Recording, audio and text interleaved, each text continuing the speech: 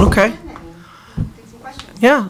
No, I've been really happy with our team this week. I think I had a meeting with the 3 captains that are upperclassmen, and they know what's on the line, and they were very focused, very determined, ready to put, I think the ACC tournament loss when it was happening against Virginia Tech, we felt like we were so bad, and then we get some perspective and realize how good Virginia Tech is and what they did to the other teams in the bracket, and you go back and say, gosh, we had like 4 to 8 foot shots in the first quarter that we missed every single one of them, and we make those and we're in it again. So you get a more of a realistic realization of how good we are, and how we have special performances from surprising people every time we play. Lachey Dwyer's performance in the ACC tournament was uplifting, and she's still in that mode right now. These 2 have been so consistent all year. Lola had a great tournament, and, there were portions of games that one player took over, Des, with her little gut cuts against Boston College, where we went her, and that's what we really like about our team. I think when somebody gets a shot or gets an opportunity to show this is what I can do for Miami, we all turn to that person and they lift us all up. So this week so far, we've just worked on individual skill and confidence and rhythm, and then we'll get a little bit more serious this weekend. Not to put you on the spot with the young lady sitting to your right. Yes. For her to play, Yeah.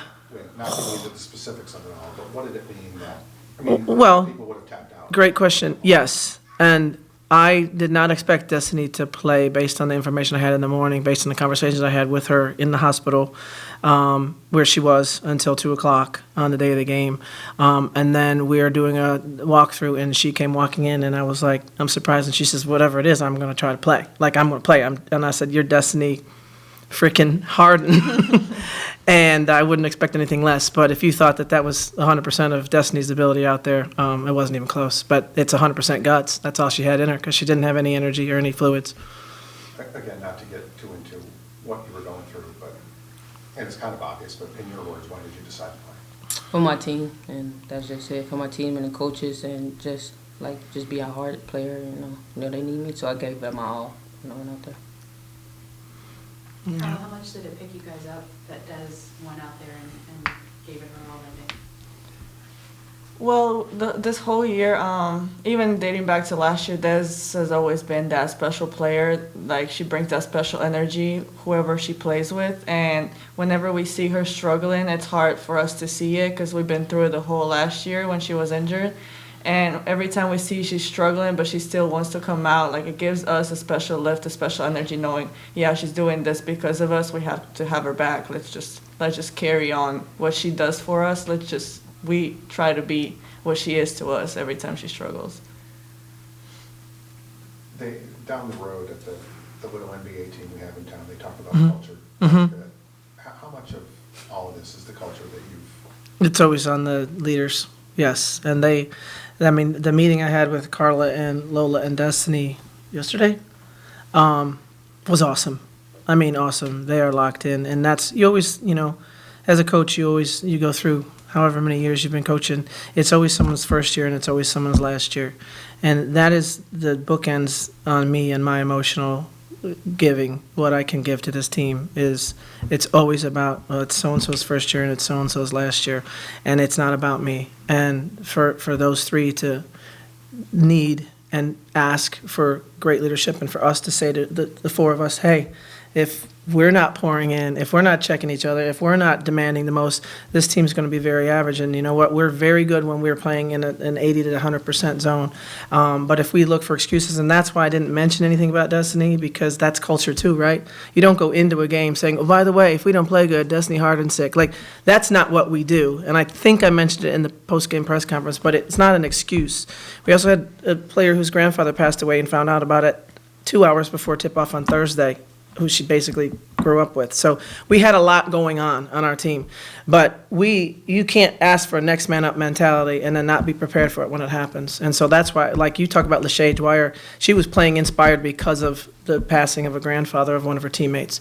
And everyone was trying to play hard for Destiny. But Virginia Tech is awesome. And I think they should be a number 1 seed in the NCAA tournament. And last year, keep in mind, we played 2 number 1 seeds in the ACC tournament. And I'm telling you what, Virginia Tech was a tougher out than I have played against in the ACC tournament. They were perfectly fine-tuned. When you get to this week, because again, you have a women's tournament, it's always 12 days before Yeah. your next game or whatever Yeah. it is.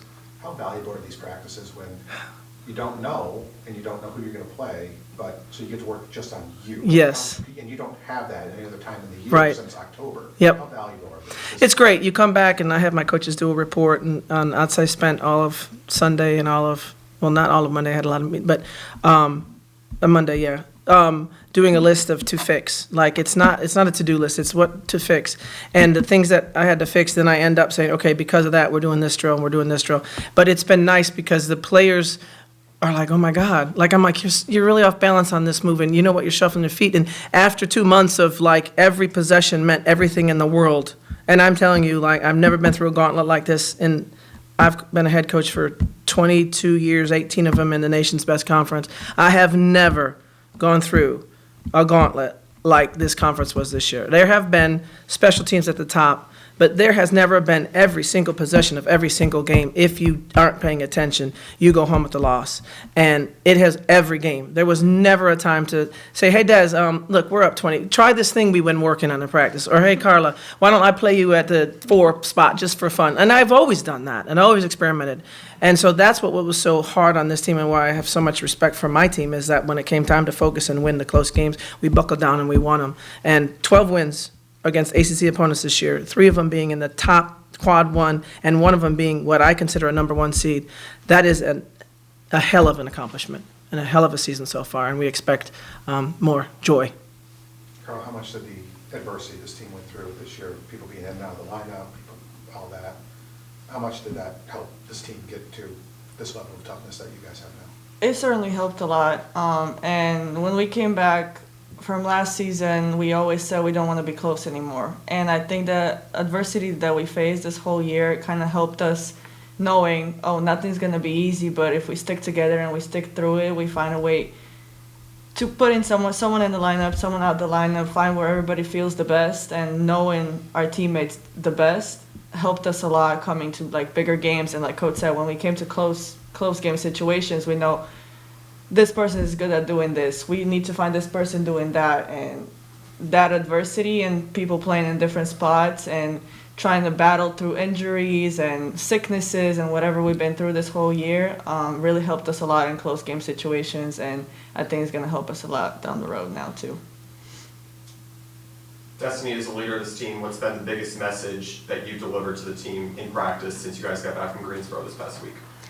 Competing and staying together, because that's what we do. That's what we've been doing all season. When we won big games, we was competing and we stayed together as one, you know. So just being able to compete versus, you know, bigger teams and just staying together is the most important part going down the road.